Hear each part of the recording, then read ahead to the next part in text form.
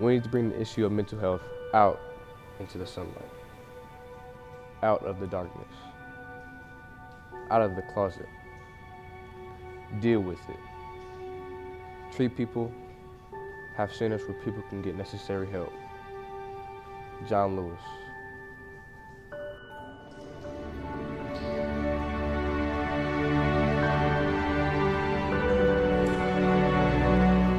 Across the globe, hundreds of millions of people are suffering from some form of mental health issue, ranging anywhere from depression, anxiety, and bipolar disorder to autism and Down syndrome. Oftentimes, these people feel completely alone, muted in the shadows, surrounded by darkness with nothing and no one in sight.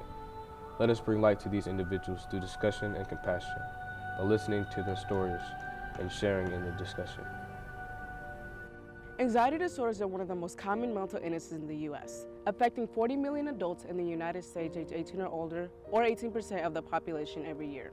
And even with that staggering amount, there are even more cases that go undiagnosed year after year. Anxiety was something that I really didn't know too much about. I didn't realize I had it. I didn't realize what it was until my sophomore year of high school. As a child, though, it started out with me getting really upset over really small things. Then, over time, it progressed, and it seemed like almost anything and everything that I did affected me in any way, shape, or form. My anxiety got to a point where all of my actions and all of my thoughts put my mind in a frenzy. It became really easy to picture the worst possible scenario at all times. Everything was really confusing. The only thing that made sense was that something was not right. Eventually, it became so exhausting that I couldn't even get out of bed. My anxiety crept up on me most when I was by myself. If I was at school or if I was with my family, it'd be more likely that something was going to distract me from my worries. But when I was by myself, it was really easy to worry and fear of anything. The summer going into my junior year was when it really hit me that my anxiety was as severe as it was. That's when it led into my depression. Every day was like a constant battle with myself. I started to feel helpless, hopeless, and eventually ended up in a state of misery and despair.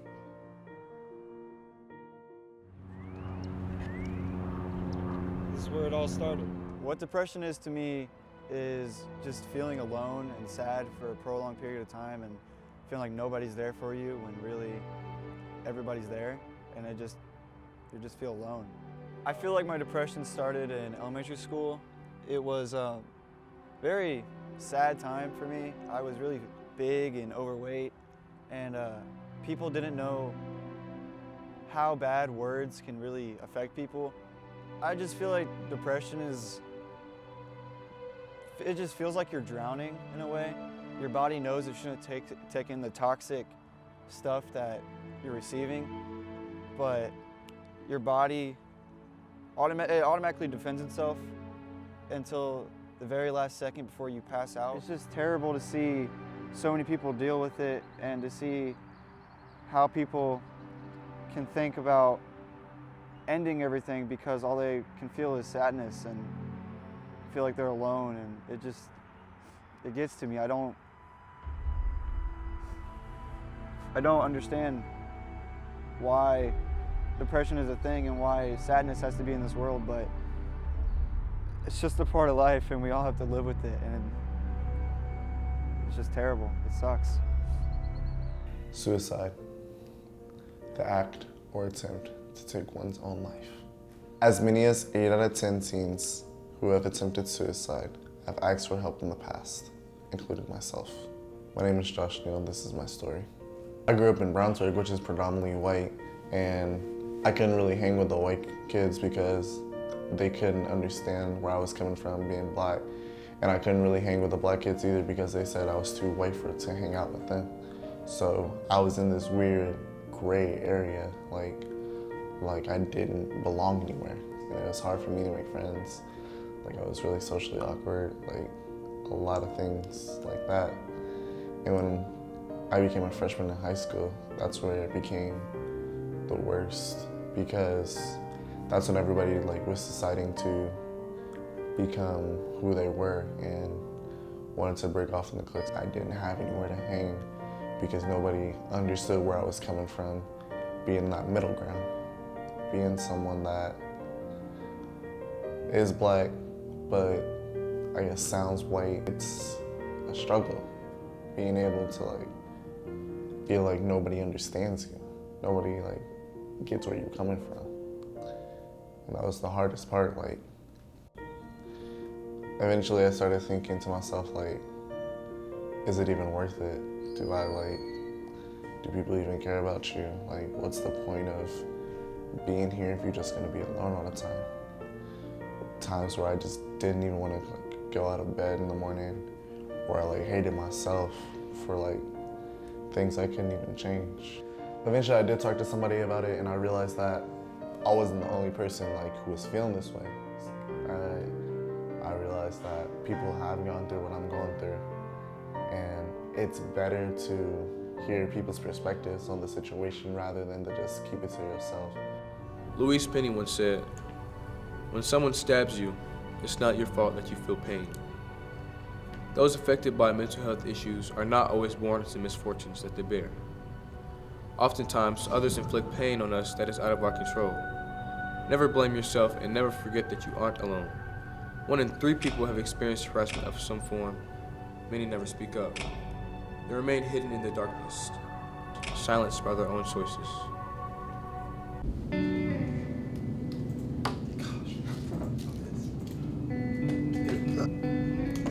Yes. Yes. Yeah.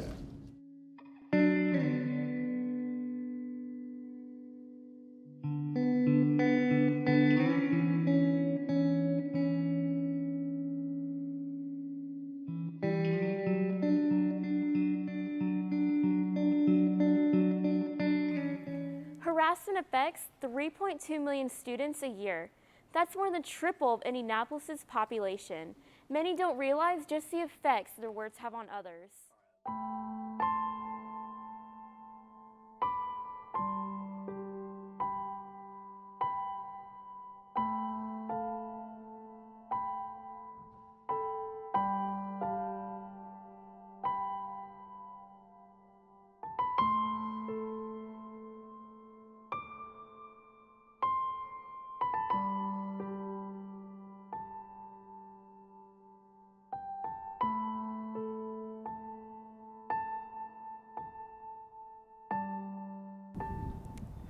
Take a piece of paper and crumble it up. Now try to unfold it. You will never get that same piece of paper back again, no matter how hard you try to fix it. Now think of it that way. You can never take your words and actions back you acquire. Scars last forever.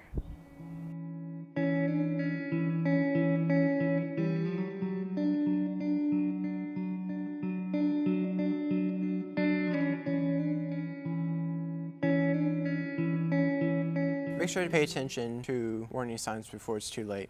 Some signs may be changes in eating habits, loss of interest in daily activity, and self-destructive behavior. Speak up before it's too late. Hey, Jody. Hi, Maya. What's wrong? Nothing. It's just been a little rough lately. Come on, you can really tell me what's going on. Come on. This guy keeps telling me how bad my photos look in the yearbook, and it's just blocking my creative flow. I'm so sorry, Brad. I wish I could find a way to help you, but I honestly don't know. The words you use will last forever. You can apologize all you want, but you can never undo the damage of someone's mind. You never look good trying to make someone else look bad. In a world where you can be anything, choose to be kind, and remember your value is not determined by others. If you ever feel lost or don't know what to do, talk to a friend or somebody you trust. There's always going to be somebody there for you, no matter how small you feel. Letting others shine their light gives you enough illumination to light your own. MD. When we let other people into our lives and allow them to shine their light, only then do we start to see change for the better. Mental health problems of any kind should never be dealt with alone. We can recover by surrounding ourselves with people who care, those like us, and those who just want to see others living their best lives. Reaching out is the key step to tackling these issues and winning this battle.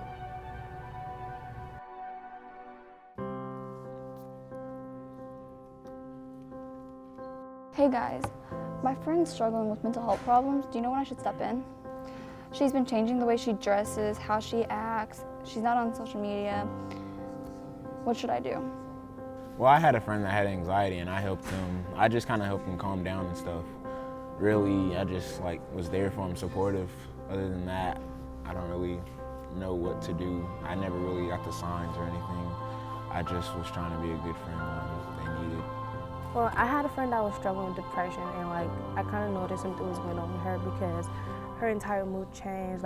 Like you said, she had wasn't on social media. She was just on her own. She was nobody knew what was going on with her. So I reached out to her and I asked her and told her what's going on with you. Talk to me, and she told me, and I helped her out. Thanks, guys. I'll go see if she's okay. Mental health issues can be seen in anyone, but it's crucial to know the importance of reaching out. We talked to Andy Tovar about his experience with bullying and how reaching out changed his life. Tell me a little bit about your story and a little bit about your experience. I was very young, and I used to get bullied in elementary. I got bullied for 6 years, all the way to first grade of 6th grade. And I really didn't tell my mom or dad about it because I just wanted to keep it alone. So did you ever reach out, and if you did, how did that impact you? I reached out to my mom and I told her, Mom, and told her I'm getting bullied at school. Then she told me why don't you tell your teacher about it, that you're getting picked on? And I was like, I don't know. I think I told her I just made up a lie. I told her the teachers don't like me like that. But then I told one of my teachers, one of my old teachers, I was like, hey, I'm getting picked on at school and I don't know what to do. What should I do? Then he started giving me advice. It's if they keep bullying you, just always come to us. You see on the news, people are struggling. Some kids don't know what to do. Some kids commit suicide. And I was like, I don't want to be like that. I want to be on the news. So think about someone else that might be in a situation similar to yours. What would your advice be as far as reaching out goes? My advice would be always talk to a teacher or a counselor or a really close friend that you really trust with all your heart, and tell them about it. And I know from my experience, they will give you advice and they will help you through it. And if it's deep, you can always tell an adult you really trust, and just trust them, and they're gonna give you advice and give you help all you need.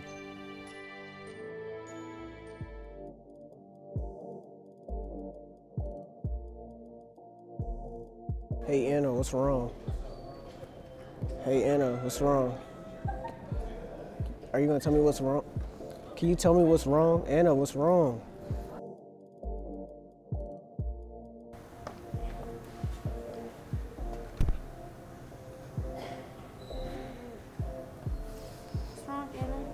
People just keep bullying me, at home, at school, everywhere. I can't even focus or anything, and my grades are dropping. And it's not because of me, it's just because I can't focus. It sucks, and I've never experienced anything like this, but it's been going on the whole year. Do you see this girl over here? Bro, why does she even got sandals on?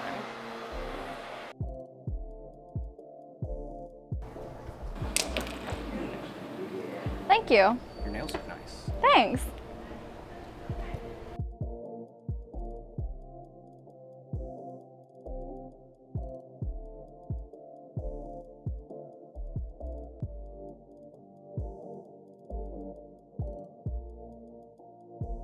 We've seen what millions and millions of people around the globe live with every day. The hardships and troubles we've seen faced have been great, but that doesn't mean that there isn't hope. Searching for solutions allows us to bring about that hope. Hope for a better change, a brighter future. We see that success around us every day when individuals overcome their circumstances and learn to thrive. Thanks to our friend Wyatt, we know that social and mental struggles can happen to the best of us. But we also discovered that it's never impossible to overcome it and find happiness. I was fortunate enough to sit down with Pathways student Bryce Gibson and hear his journey from struggle to success. This is his story. Now a junior, Bryce succeeds in both school and both of his jobs, one of them being at the 8th grade center and the other at Texas Roadhouse. Although he currently excels in school and thrives alongside his friends, Bryce admits that it always hasn't been an easy path for him. And has there been anything in the past that you struggled with, maybe? School. Has the problems been bullies in the past, maybe? Yeah, some. When my friend, threw a temperature at me. Fortunately, Bryce was able to conquer the issue, as he told us how he dealt with the situation peacefully in his own way.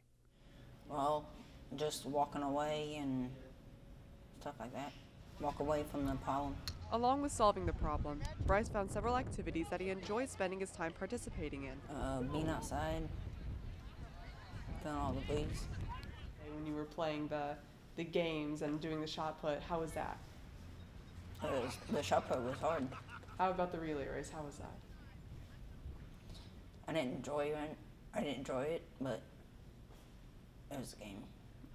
Although he greatly enjoys the outdoors and several other activities, Bryce says one of the most influential factors in his life have been his family and friends. Trayvon, Erica, Kayla, and that's it. What would you like to say to your friends? The good friends. Thanks once again, Bryce, and keep going strong. Eliza Vandewally, BD TV. Hello everyone, my name is Wyatt Long and I am autistic. I was diagnosed in the 1st grade and I hope you can understand my story. When I was young, I was always in a situation where I either had to isolate myself or do myself for people to like me. Either be by myself, stand in the corner, wonder who I am as a person that fits in this society. In 5th grade, people started finding out I had autism, so they used that against me, calling me words like retard and special needs, and basically try to do anything they can to say I am a nobody. What I gotta say is I attempted suicide 3 times and it was heartbreaking.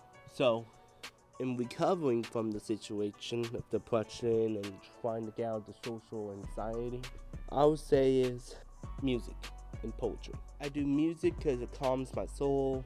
It makes me also be really creative and also really focused. Like honestly, if it wasn't for music, I don't know who I would be as a person. Most people can't play an instrument either. I'm basically one of the low brass people because I can play the trombone, baritone, euphonium, and tuba. Now that takes talent. I got a lot of my poems published into books. The main reason why I started doing that is because people couldn't understand me because of my speech impairment. You're probably hearing that as is and you're saying what's wrong with my voice. I had speech impairment because of autism, so that caused me to do that. This is when my success started to happen. 7th grade, I submitted a poem, my first ever poem I did, which is me contemplating suicide. And I sent it to my English. She submitted it into a contest. It made it final. I didn't win, but it beat a lot of 12th graders, 11th graders. At that moment, I started slowly realizing maybe there is something in this world for me. Thank you very much. God bless. Take it away, guys.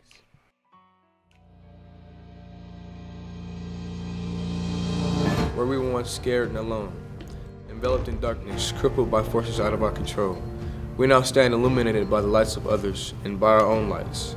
Those with depression who deal with suicide, Down syndrome, cerebral palsy, and people who love and care and support their fellow man in each of his own battles. We all stand together, hand in hand. We know that pain is never permanent and that we can overcome anything. Our lives are what we make of them. Reach out to give or get help and create a life that's worth living, because each and every one of us. We can be